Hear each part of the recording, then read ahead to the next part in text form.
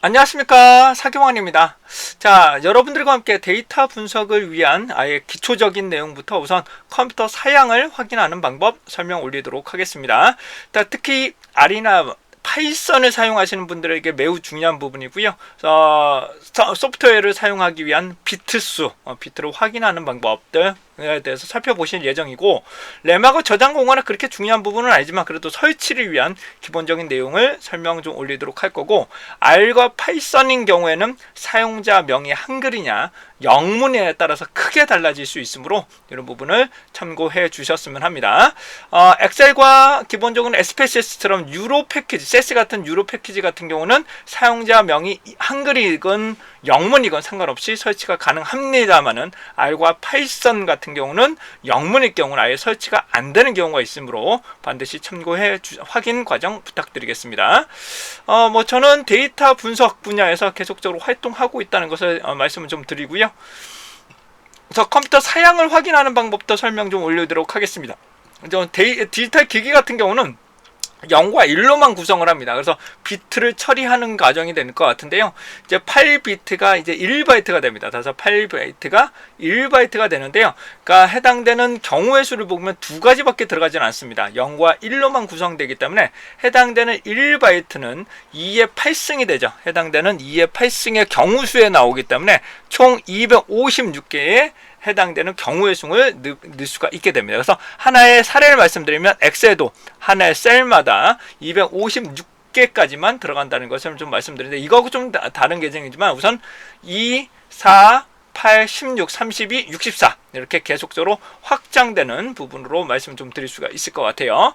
자, 그런데 여기서 중요한 이제 비트수, 컴퓨터의 CPU를 처리하기 위한 비트수를 살펴보실 건데, 현재 예전부터 나왔다는 것은 크게 두 가지로 나눠집니다. 32비트와 64비트로 나눠지는데요. 32비트는 여기 보시는 것처럼 X86이라고 표명이 되고, 그 다음에 64비트 같은 경우는 X64라고 표명이 됩니다. 그래서 컴퓨터를 여러분들 사양을 소프트웨어를 설치하거나 그러시다 보면 X86이냐 X64에 따라서 그런 부분을 인식하시면 좋으실 것 같고, 32비트는 기본적으로 램을 4기가까지만 인식을 합니다.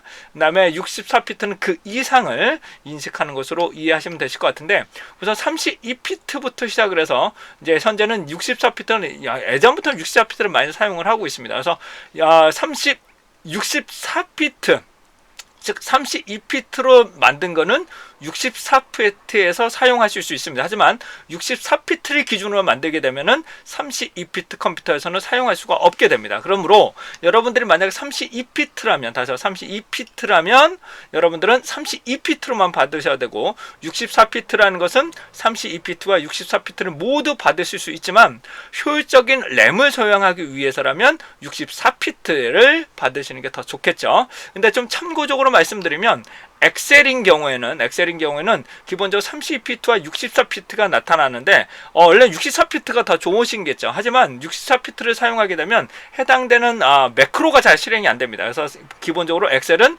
32비트를 기본적으로 보고 램은 2기가 정도만 일반적으로 인식을 하게 됩니다. 그래서 고용량, 대용량은 엑셀에서는 처리하기가 좀 한계점이 발생할 수밖에 없다라는 점 다시 한번 말씀 좀 드리도록 하겠습니다. 자, 계속합니다.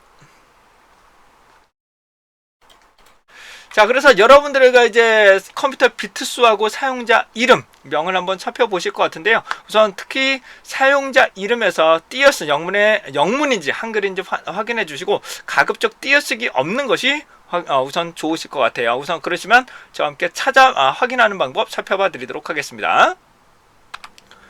자, 그러시면 왼쪽 하단에 여러분들의 컴퓨터에서 시스템이라고 한번 넣어보겠습니다. 시스템도 있고요. 시스템 정보라는 것도 나타나는데요. 우선 저는 시스템 띄고 정보라고 입력을 해보겠습니다. 다시 시스템 띄시고 정보를 한번 입력해 보도록 하겠습니다. 시스템 정보가 나타나실 건데 이거 클릭 한번 해보시도록 하겠습니다.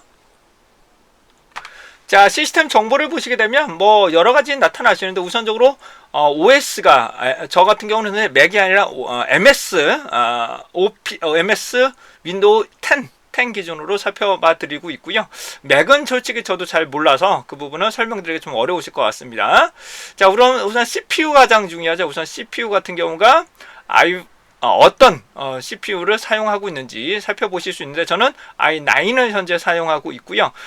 기본적으로 좀 어느 정도 돼야 되냐면 i5 정도 수준은 돼야 됩니다. 그래서 i5 수준은 돼서야 그나마 데이터 분석이나 큰 용량의 데이터 분석을 하실 수가 있기 때문에 i5 정도 수준으로 좀 살펴보시면 좋으실 것 같고, 두 번째로는 해당되는 해당되는 램을 한번 보시겠습니다. 램은 현재 저는 64기가 램은 64기가에 살펴보실 수가 있게 됩니다. 자, 그 다음에 여기를 보시게 되면 사용자 이름입니다. 다음은 사용자 이름 같은 경우가 영문으로 되어 있는지, 반드시 이 사용자 이름이 영문으로 되어 있는지 반드시 확인해 부탁드리겠습니다.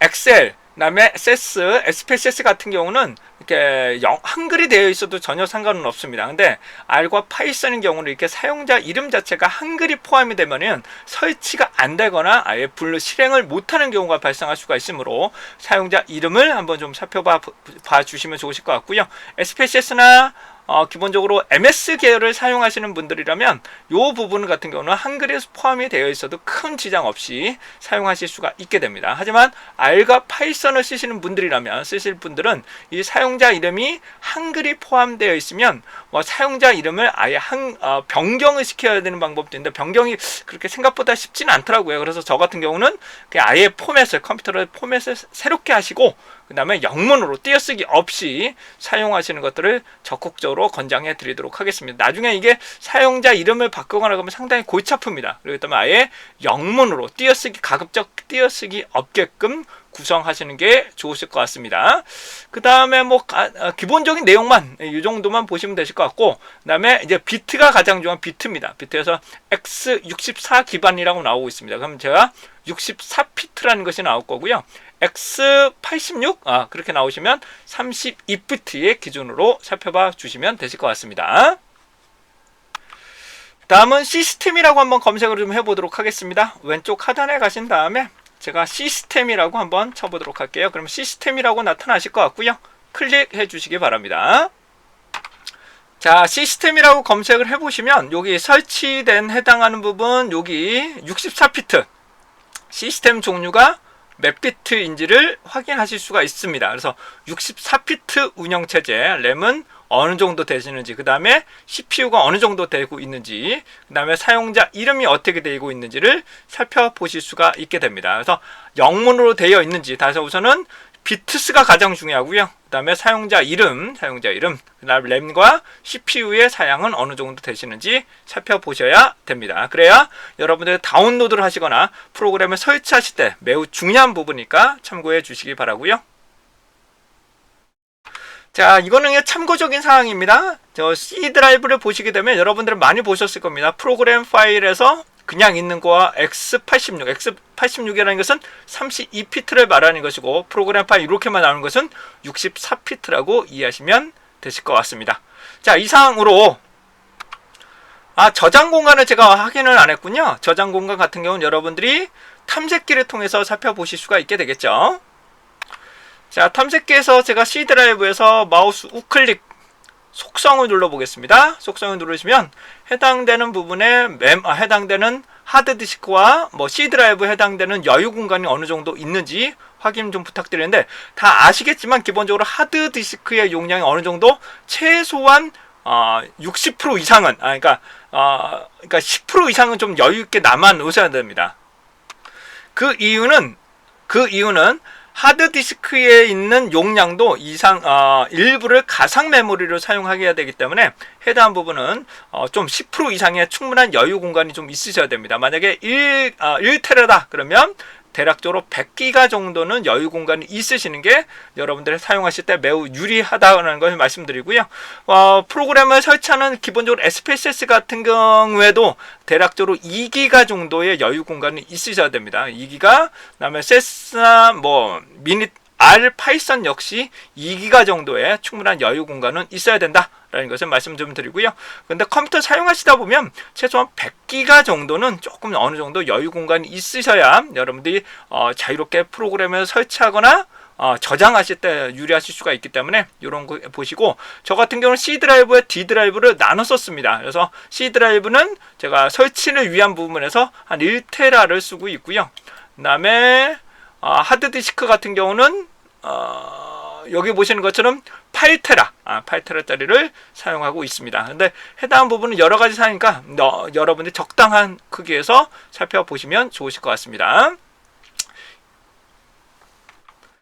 자, 이상으로 비트수와 사용자명, 램, 저장 공간에 대해서 살펴보셨는데 특히 비트수가 32냐 64냐 다시 한번 확인해 주시고 사용자명이 어떻게 된다? 한글이 포함되어 있는지 아닌지 반드시 확인해 주시고 램도 충분하게 한 4기가 정도는 사용하시는 것들을 이상은 사용하는 것들을 권장드리고 저장 공간도 한 50기가 이상은 여유 있게 사용해 주시기 바랍니다.